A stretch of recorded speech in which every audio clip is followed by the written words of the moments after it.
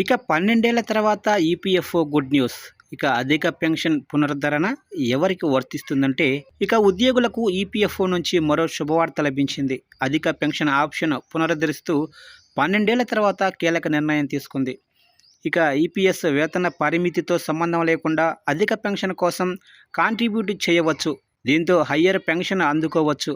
అయితే ఈ pension PF ఖాతా ఉన్న ఉద్యోగులందరికీ వర్తించదు. మరి ఈ నిర్ణయంతో ఎవరికి ప్రయోజనం కలగనుంది అనే వివరాలు మన వీడియోలో క్లారిటీగా తెలుసుకుందాం. ఇక ఎంప్లాయీస్ ప్రావిడెంట్ ఫండ్ ఆర్గనైజేషన్ మరోసారి కీలక నిర్ణయం తీసుకుంది. ఉద్యోగులకు శుభవార్త చెప్పింది. అధిక పెన్షన్ ఆప్షన్ను పునరుద్ధరిస్తున్నట్లు ప్రకటించింది. పూర్తి బేసిక్ పే ఆధారంగా ఎంప్లాయీస్ పెన్షన్ స్కీమ్కి కాంట్రిబ్యూట్ చేసేందుకు అవకాశం కల్పించిన పాత ఆప్షన్ను మళ్లీ తీసుకొచ్చినట్లు టైమ్స్ ఆఫ్ ఇండియా నివేదిక తెలిపింది.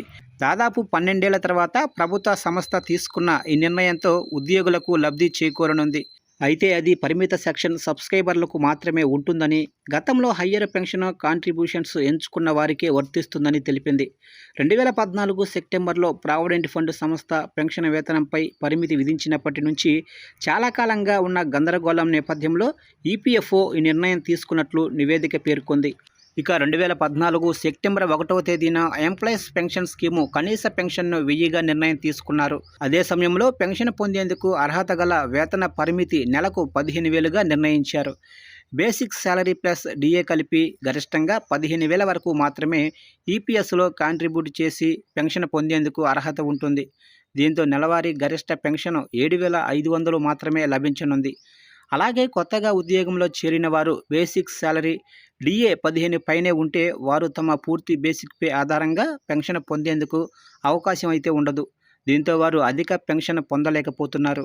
ఇక వేతన పరిమితి విధించినప్పటికీ 2014 సెప్టెంబర్ 1కి ముందు తమ పూర్తి బేసిక్ వేతనాలు ప్లస్ డిఏ ఆధారంగా కాంట్రిబ్యూట్ చేసి అధిక పెన్షన్ పొందేందుకు ఆప్షన్ ఉండేది.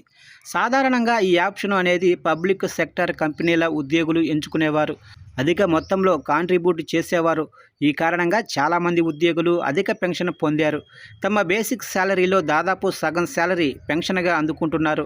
అయితే 2014 సెప్టెంబర్ 1 నుంచి పెన్షన్ పొందే శాలరీ పరిమితిని 15,000గా నిర్ణయించడంతో హయ్యర్ కాంట్రిబ్యూషన్ ఆప్షన్ నిలిపివేశారు. దీంతో అప్పటికే హయ్యర్ కాంట్రిబ్యూషన్ ఆప్షన్ ఎంచుకున్న ఉద్యోగుల్లో గందరగోళం నెలకొంది.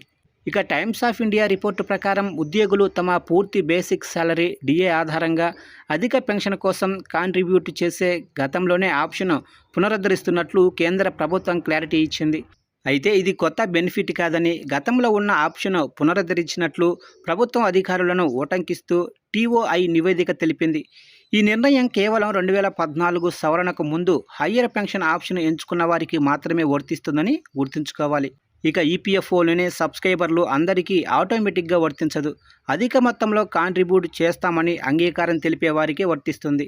అలాగే తమ కంపెనీ యాజమాన్యం ఆమోదం లేకుండా ఉద్యోగి ఒక్కడే ఈ నిర్ణయం తీసుకోవడానికి లేదు. ఇక ఈపీఎఫ్ఓ కొత్త ఆర్డర్తో ఎవరికి లాభం అంటే, గతంలోనే అధిక పెన్షన్ ఆప్షన్ పునరుద్ధరణ అనేది అర్హులైన ఉద్యోగులకు మాత్రమే వర్తిస్తుంది. ఈపీఎఫ్ఓలోనే చాలా తక్కువ మందికి మాత్రమే వర్తిస్తుందని తెలుస్తుంది. గతంలో హయ్యర్ కాంట్రిబ్యూషన్ ఆప్షన్ ఎంచుకొని ఉన్నవారికే వర్తిస్తుందని సమాచారం. 2014కి ముందు ఎంచుకుని ఆ తర్వాత ఆగిపోయిన వారు ఇప్పుడు మళ్ళీ ఎంచుకునే అవకాశం ఇచ్చినట్లు తెలుస్తుంది. అలాగే చాలా వరకు ప్రైవేటు సెక్టార్ ఉద్యోగుల పీఎఫ్ కాంట్రిబ్యూషన్ గరిష్ట వేతన పరిమితిని 15,000గా నిర్ణయించారు. దాని ప్రకారమే కాంట్రిబ్యూట్ చేసి పెన్షన్ పొందాల్సి ఉంటుంది.